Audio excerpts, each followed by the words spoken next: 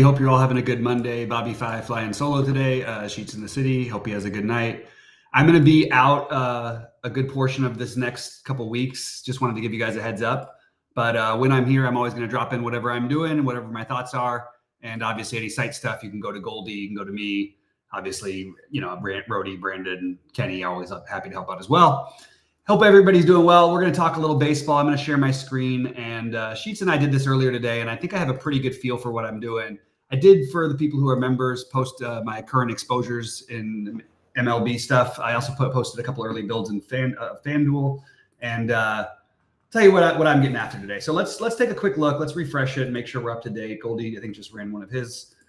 Good to see my man MJ in here. We're going to talk about some pitching and go from there. So let me just grab what we've got here. So I'm going to compare my exposures with what the field has on DraftKings, and we'll talk about some FanDuel as well. I have exactly the same amount now of Skeens and Kikuchi. They're my two favorite pitchers on DraftKings tonight. I didn't get as much to Fried, but he would be a guy I actually would like. I just couldn't get enough spend up. Same thing with Gray. Same thing, to be honest. I didn't end up getting as much of actually as much of either Gray as I thought, but I do have a little bit of each. But Kikuchi and Skeens are my top two pitchers. On FanDuel, I am only using Skeens. I think his upside is significantly the highest, but if I had to pick the next one, it might be Kikuchi, I think, for me. I also have some spend downs because there's a lot of good bats to spend up for today. We'll get into stacks in a minute, but I am playing some of the Carlos Rodriguez as a flyer against the Angels. I am playing a little bit of Soriano. I'm playing a little bit of Peterson. The one I didn't get to is Braxton Garrett, and I have this, just call it a gut feeling that maybe he goes out there and throws a gem tonight, but I don't want to spread out that much when I'm not playing enough lineups to do so. So it's a little frustrating not to get to him, but that's where I ended up. As far as stacks go, you can see pretty clearly, let's just go to the hitters and see pretty clearly the chalk is going to be on the Dodgers. You've got Furman as a cheap leadoff guy at second base. He'll be popular. I think that after that, you're going to see fairly spread out ownership. As you can see, as Goldie's got it, really no other stack you have to worry about being even 10% owned as a stack. So I think Colorado is very interesting, but I'm really surprised that the ownership didn't creep higher so far on Chicago and San Francisco. That is a spot where I will definitely make my mark. I am going to be way overweight San Francisco and Chicago. I also am going to be way high on Philly, but more so on FanDuel because they're a little bit easier to get in. And then I'm getting to my Colorado and Dodgers pieces and stacks. I don't have Dodger full stacks that much. I do have some four-mans on FanDuel. On DraftKings, I am playing more of the Colorado side as when I have a three-man Dodger stack, it's usually with a five-man Colorado stack, something like that. So that's how I've got it. I like San Francisco Chicago game the best. Philly, then Colorado, then the Dodgers factoring in ownership. So that's sort of essentially what I'm going to be doing on this slate. Yeah, a little bit. Power, that's a good question. I was going to hopefully get out of here and get to Roth's weather report in time, but I am a little bit concerned, and I will pivot if it goes that way. For anybody who's a member, I will post in the Discord exactly what I pivot to and what my thoughts are going to be as far as attacking that game, because that obviously is a big thing with Skeens there. So to answer MJ and Power's questions, yes, but I was going to wait until 6:20 to make my decision and then repost my stuff in the Discord chat. So that's pretty much to me how I see the slate going down. And I didn't see the updated thing. I'll pull it over to a different screen and see what Roth ended up giving it here. Let me just double check, because earlier in the day it did not seem to be an issue at all, or not much of an issue. Yellow orange, but the morning for as well. Yeah. Yikes.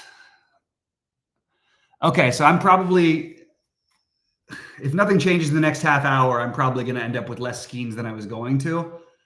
It might even be a better tournament play. If they announce like a delay, people might get scared off, and you might be getting a guy who was going to be like 65, 70% owned in big buy-ins at like 30% or 25 maybe. So I'm going to have to figure that one out, because I do have Skeens and you're going to hear this in every slate. When Skeens is not 10K, it's just so overwhelming. Look at the projection difference. I mean, it doesn't look like much in terms of actual numbers, but when you're projected four points higher than anybody else and you're cheaper than they are, when you're projected with a K expectancy of more than a strikeout better than anybody else, and I'm just going to keep rolling with it. Like, if I can get away with it, that the weather is, that's sort of a no man's land weather report, which is definitely scary enough, especially because there's storms that those pop up and they hang a little too long. Could be in some trouble there. So I'm going to have to potentially edit some lineups, maybe get out of here a little bit early to do so, because that weather does scare me. It's pretty wild. I don't usually see changes so drastic as that one from this morning. Again, though, I still want to. I'm going to be playing very similar stacks. And by the way, if you were playing Skeens, like, you have plenty of pivots around him in that range.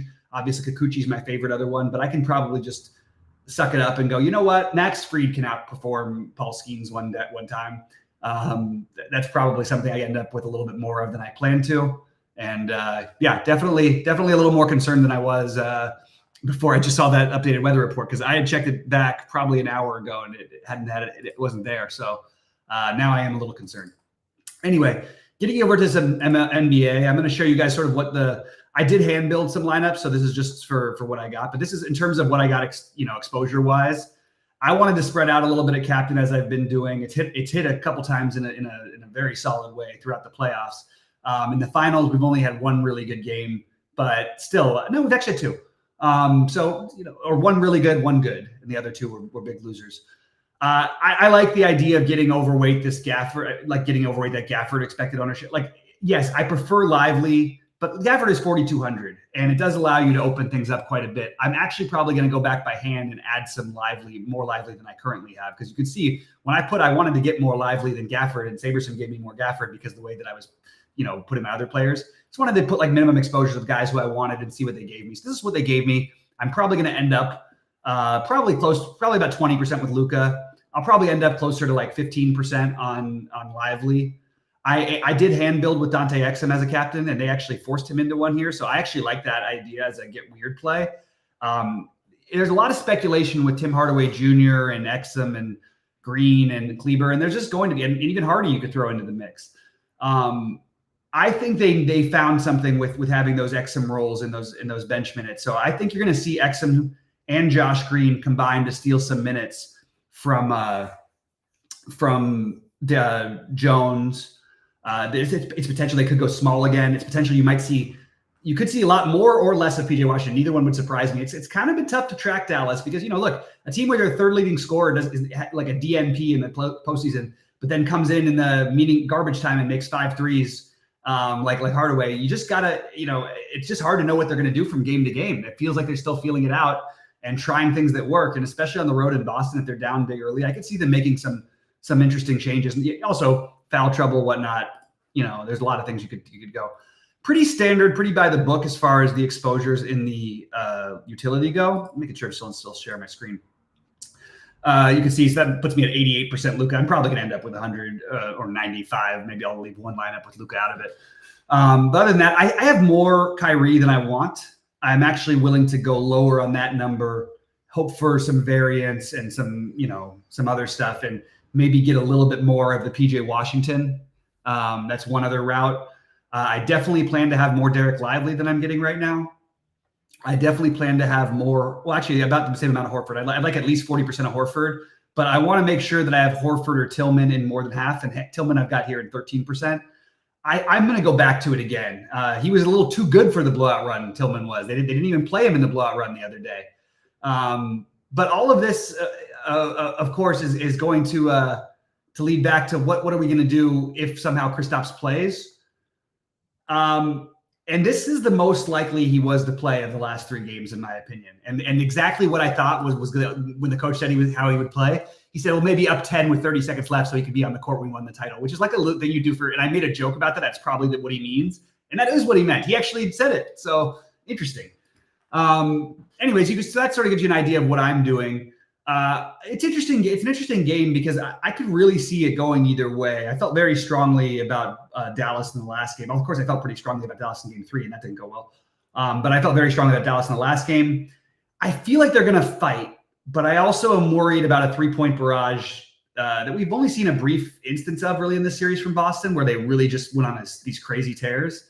I think you're going to see one of those happen pretty soon, especially if Dallas continues to rotate players, because the more you rotate, the harder it's going to be for all those guys to keep in touch with those men and all the cuts that they do.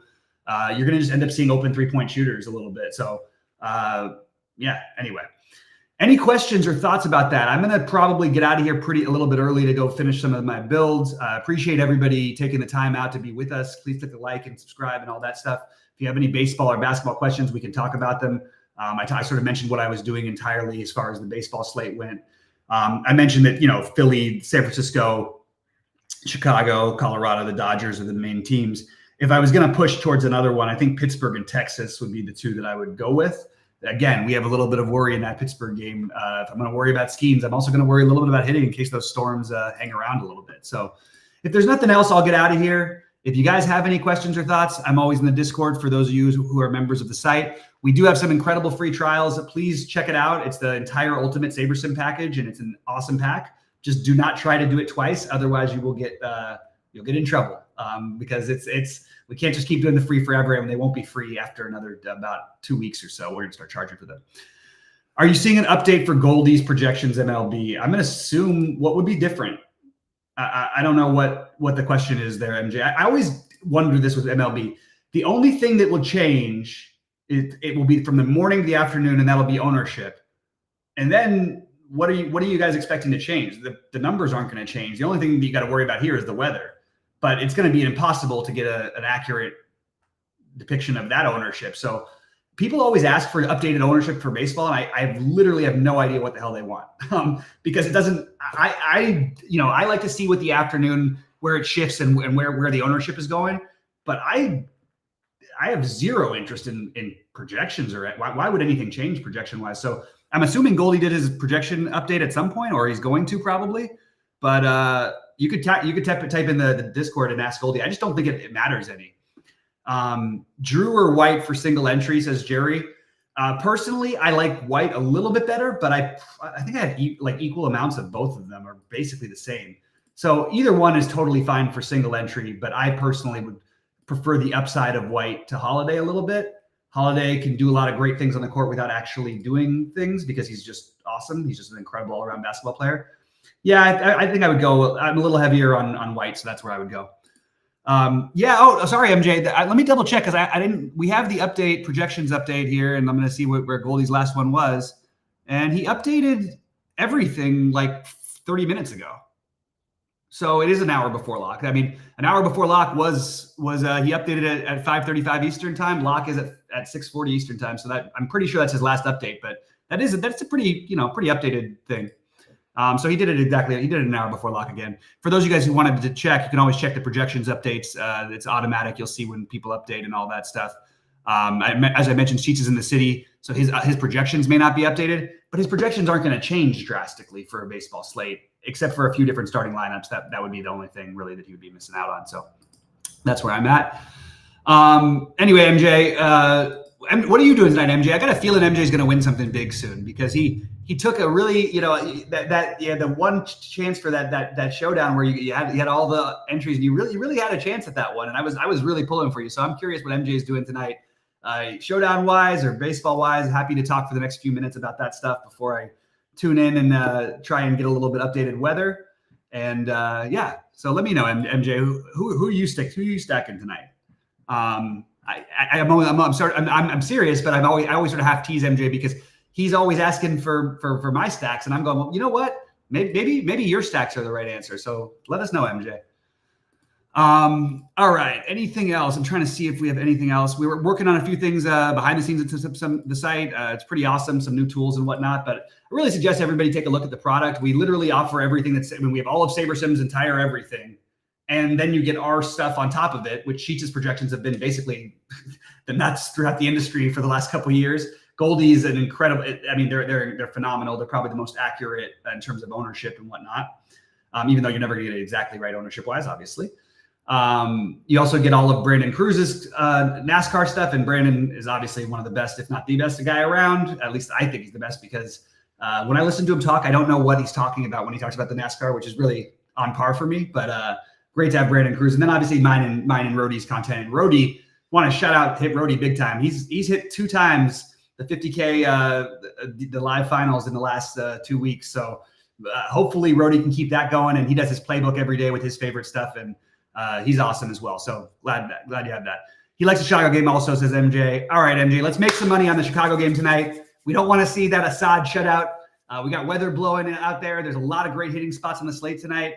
So I really think that you don't need to eat the massive chalk with the Dodgers, but I do have pieces of the Dodgers, like I said.